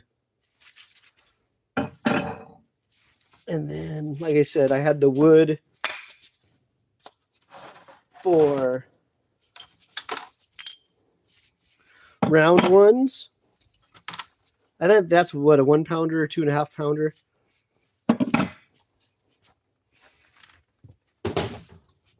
More lead. Always check. Ooh, I like these. So these ones I typically keep, like the triangle ones. And then I even had some OTK leads that went under the front steering shaft support. But it's easy to try to fill this whole basket up with lead and then wonder how come I can't lift it. But yeah, lead. I have lead. I have the long bolts if you need those. Like I told you before, and I don't know if it was on, that was my recycle pile. Energy drinks and water. But then I stopped drinking for a couple of weeks, and I've been feeling a lot better. No other reason than it's the winter, and time to kind of just detox a little bit. But I've been feeling really good. So I've been watching the energy drinks. I've been watching the alcohol. So I've been starting to drink more and more kombucha, which actually, I kind of like the effect. It makes me feel light. This was going to be one of my other videos to sort all this. It's all just hardware. It's just crap and hardware. Because I need that table for other videos. But I started doing the video, and what I ran into is I didn't have enough bins to put the stuff, because I have a lot of just random hardware that I don't want to get rid of. Because if you have to go to Ace Hardware or another hardware stop locally, it just costs an arm and a leg if you can even find it. So Walter helped me with this. He supplied the shelves and he built them, and this is all hardware. Yeah. So you can see everything's kind of pulled out right now because I was looking for axle set screws and wheel nuts and all kinds of stuff. But that whole area it gets filled with hardware. And I have my little hardware gauge. More 80s. So one of these is sold. A friend of mine ironically, he's putting together a CTS. So I've been dragging my feet on delivering the engine to him because I probably shouldn't. There's my heater that's not working. I probably shouldn't say this, but I was cherry picking the engines. Why? So that's something else that's goofy about. All right, I'm just going to set that right there. Maybe it's just me and the selfie cam, and maybe that's the problem. Yeah, maybe that's the problem. Maybe it's I'm trying to selfie cam. Yeah, but like I said, I probably shouldn't say this out loud, but most of my stuff I generally part it out, so I'm not too worried about overall quality of an engine. But I'm trying to cherry pick a good engine for my buddy because he's going to sell it to a customer and it's going to end up on a CTS chassis. So I'd like to kind of give him, something pretty good. And again, I end up parting the stuff out anyway. So be nice for him to have a nice complete engine. But I've been dragging my feet because I have 1, 2, the engine we just pulled off, 3. That's a CTS. I'm going to keep that one all together. I have this thing. You guys may have seen this in the other. I have this engine that I need to pull apart. This one I'm really nervous about. It runs, but it doesn't stay running. But when I did the buyout on this one, just look at the rear axle. It was left outside. But the reason I'm really worried about this particular engine is in the seat, I found the good Mikuni carburetor. It was in the seat, and I know what happened. They left everything outside. The good carburetor was in the seat. It got filled with water. They drained everything off before they dropped it off. So this engine I was really worried about, even though the customer sent me videos of it running. So this was a running engine in the video. It just wouldn't stay running, and I think I figured out the problem. It was a fuel supply issue, and so that's pretty easy to fix. But it has this. I have to look at the carb. That's not the typical carb we would run. It's a Kean with a clear float bowl on it. I'm not a big motocross guy, like the hop-up motocross type stuff. So I don't know of all the different ins and outs and stuff that they do in the motocross world. But yeah, this one was this would be a good engine. As long as after I pull the cylinder, everything looks fine. It's, again, the customer sent me a video of it running. They just couldn't keep it running. And after a little bit of diagnosis, it's a fuel delivery issue. So that should be easy enough. Famous last words. But yeah, that's another 80 I'm going to pull off this cart. This cart's for sale. So it's an NKT chassis. I personally don't know anything about it, but yeah, so this one's gonna be for sale. I would sell this to somebody that either wants to run, they're not running a Briggs because of where the bar is.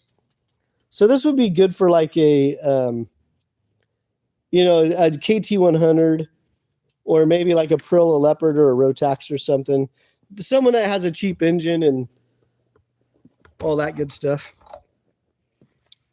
But yeah, that cart's for sale. Body work, dirt tires. Dirt tires are for sale. That's my stuff. Oh, there's my torch. I knew I had it somewhere. I was going to try to heat some bearings the other day, and I didn't know where my torch was.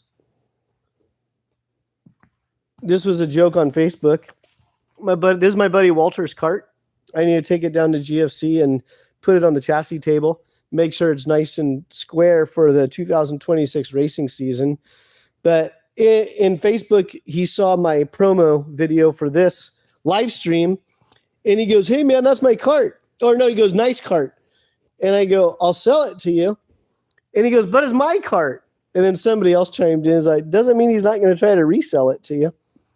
But yeah, no, that's OTK product, FA chassis. He runs Briggs & Stratton Masters out at Blue Max Kart Club. So once again, like I said, that's going to end up on a chassis table and get dialed in for the 2026 season. If you ever need your cart scaled, call me for an appointment. We have long acre scales. We can do all 4 corners. And we do also laser alignments. So if you ever need to have the cart laser aligned, I personally would laser align it first, then scale it. And make sure if you're having us scale a cart or align it, You want to make sure the tie rods are straight, the steering shaft is straight, and there's no obvious signs of crash damage before paying for the service. Otherwise, it's going to show up, and I'm going to politely say, hey, well, you're going to need this, this, and this, and we'll do it, but we're going to have to charge you the parts and labor. And then everyone's going to be sitting here going, wait, I thought we were just going to scale a cart. But there's no sense of scaling a cart. Scales, no sense of scaling the chassis if the front end has bent components. So, yeah, that's it. Oh, that's where that lead weight went I was telling you about. It goes under there. And you can actually see this one is mounted. But yeah, OTK. Yep, it'll be nice to have like a week of just, I'm not going to say uninterrupted, but just shop time to get everything organized. And like I said, I'm going to get that CTS on a vertical stand. I'm going to save that one for a parts cart. The other ones, we're converting one of the CTSs over to a ICC shifter. So it's going to get the TM. There we go. So it's going to have a TM engine on it. And then 50 mil axle. That's going to be a fun project. I may try to talk my buddy into doing a newer style body work as well, because it does have the bread boxes on it currently. But I think it'd look really trick with the Evo body work and then the CTS fairing. I think that would look pretty sweet, sweet looking. And what else we got going on? Oh, because I'm always all over the place. Buddy of mine dropped off his generator because it would fire and then just shut right off. And I started working on it, rebuilt the carb. It kept doing the same thing over and over and over again. Well, long story short, he told me he put new oil in it. First thing I did, I checked for gas. It had fresh gas in it. I checked for oil. It had no oil in it. I go, man, I was kind of messing with him. I go, you told me you put oil. He's like, I did. I go, there's no oil in it. And then we kind of hung up because he was doing something else. I put oil in it. I have this thing running, spray carb cleaner directly into it. It runs until it runs out of carb cleaner. Say, okay, I'll go through the carburetor again. I have fuel all the way to the carburetor. I have fuel going through the carburetor into the engine. I was completely puzzled. I'm like, fuck it, done. So I left it overnight. I came into the shop the next day, and I already cleaned it up, but there was oil all over the floor because it dripped off of my bench. I had everything on a rag. It soaked up the rag, dripped onto the floor, dripped into one of the drawers, and that's why we're looking at this generator now. Is I was just curious, okay, why is it leaking? Where's it leaking from? It has to be from somewhere low because there's not a lot of oil in these things. The only area I could figure was from, I'm assuming, I haven't researched it yet, but I'm assuming this is the oil level switch. And now that I'm looking at it at a different angle,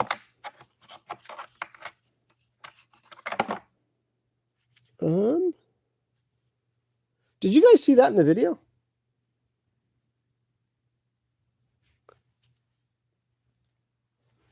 Is that?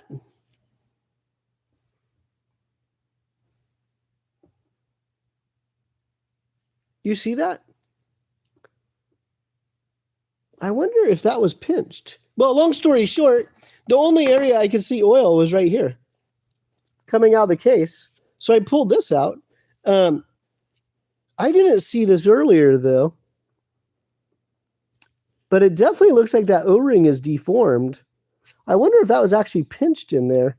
But I was going to change the O-ring anyway, because I assume that's why it was leaking. But I was going to use this O-ring to put it back together just to pressure check it, just to verify that's actually where it was coming from. But yeah, here we are. But as I'm looking at it with brighter light, that definitely looks like that O-ring got crunched.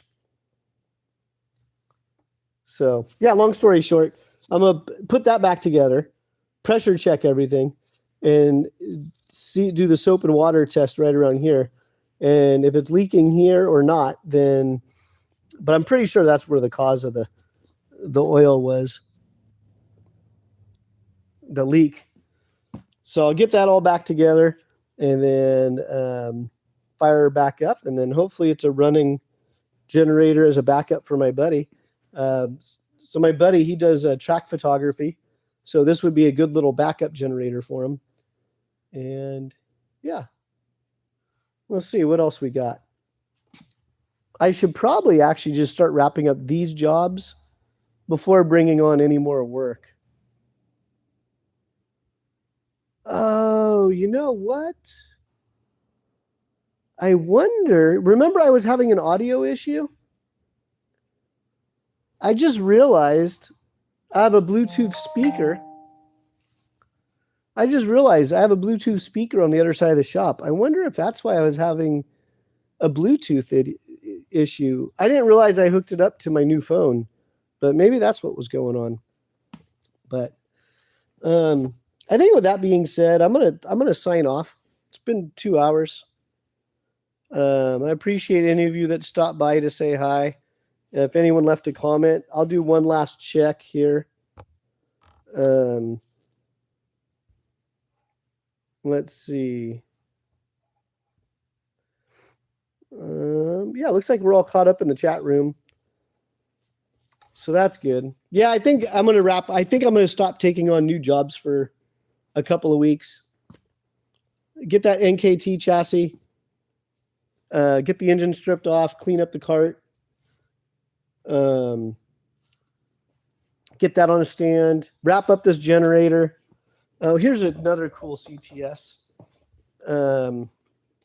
This one I have to split the cases on because, long story short, the customer I had redone a top end on it, redid the brakes, went through the kind of a quick and dirty track prep.